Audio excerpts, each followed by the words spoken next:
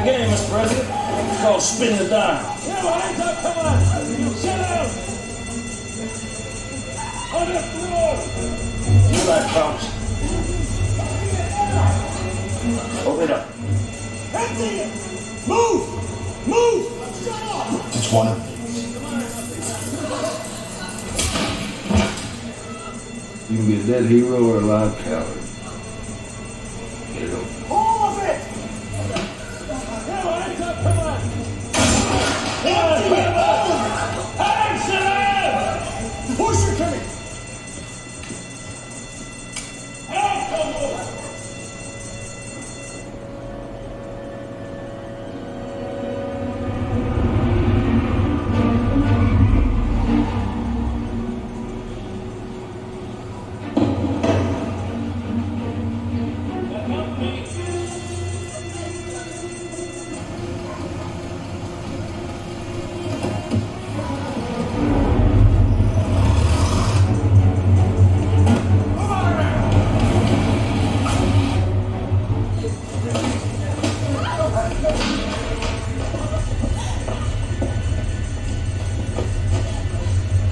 Put it away.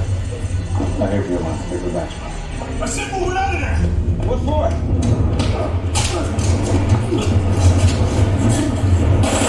Come on, sister. I'll take a ride.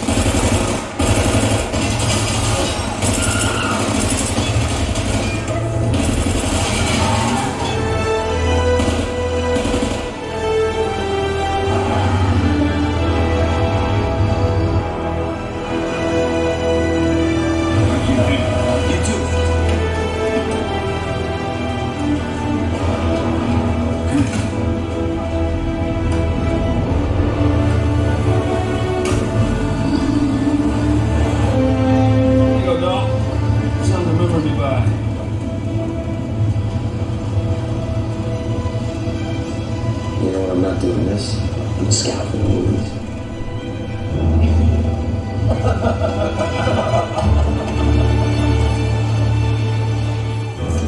Join hands. Oh, freeze here. You'll wear me way out of there in about 10 minutes.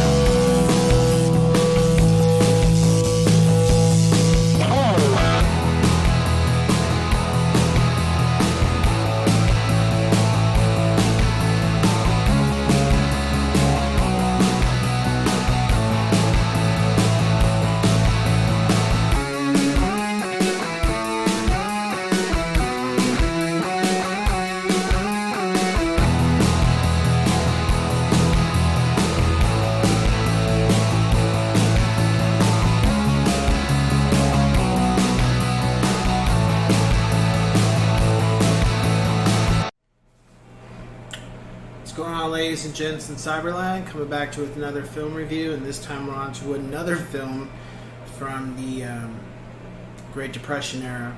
But yeah,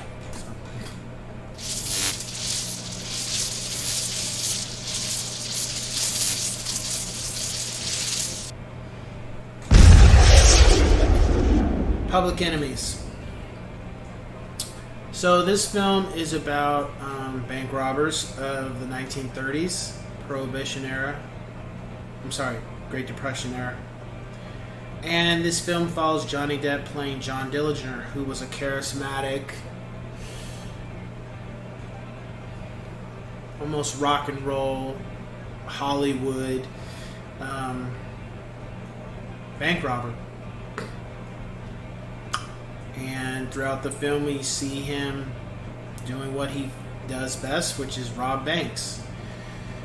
And for the most part, we have the newly commissioned or created FBI, which is being run by J. Edgar Hoover, but is being scrutinized by older lawmen who are now judges and run the courts that don't want to give him the abilities and the funding to do what is necessary to target these bank robbers. Because we got Pretty Boy Floyd, we got Babyface Nelson, we got Bonnie and Clyde, and of course we got John Dillinger. We got Ma Barker and her boys, the Ma Barker gang.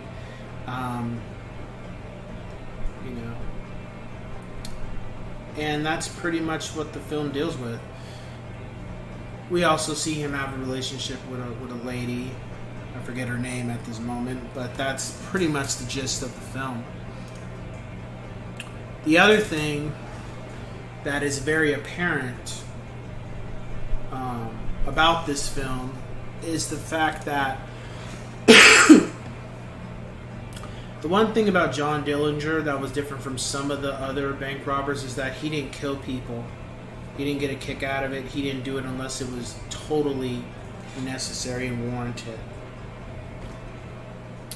He never went out of his way to hurt people, but he was firm when it came to getting what he needed. At least in this film, I don't know everything about his historical background, but at least in the film it's portrayed that he wasn't that type of person.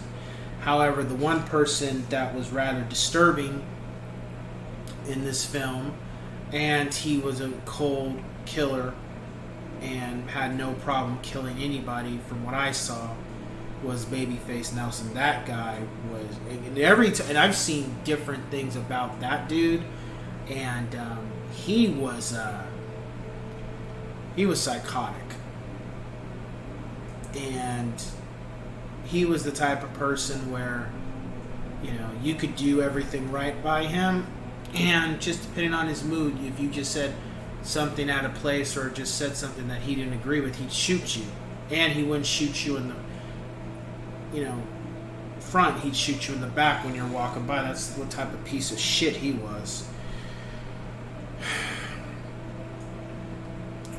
And for the most part, that's the film. Christian Bale is Nelson, Agent Nelson, who's trying to catch Dillinger and ends up hiring Texas Rangers to also help with the process of bringing Dillinger to justice, which eventually ends up not being justice, ends up being something else.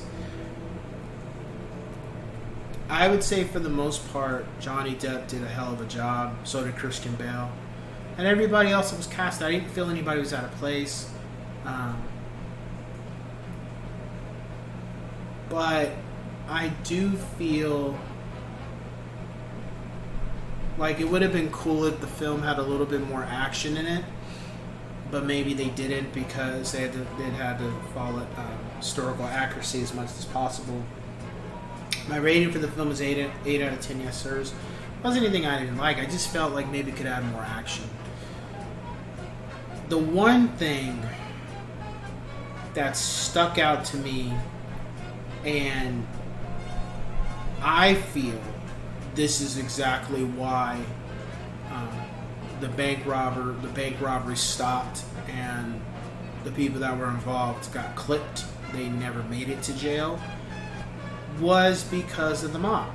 There was a scene where John, I believe he went to talk to Frank Nitti, and that was one of Capone's guys, almost like second in command. And Nitti showed him a room where a bunch of illegal activities was going on in that room. But the thing of it is that Nitti told John that this is the new way of how we conduct business.